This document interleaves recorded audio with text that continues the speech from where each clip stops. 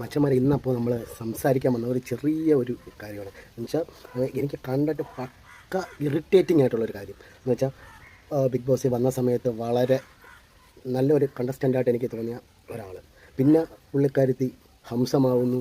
പിന്നെ ദിവസങ്ങൾ കൂടി വരുംതോറും ഒരു ഇറിറ്റേഷൻ എന്ന് വെച്ചാൽ ഹംസം മനസ്സിലായി കാണുമല്ലോ, കാമുകൻ കാമുകി ഹംസം.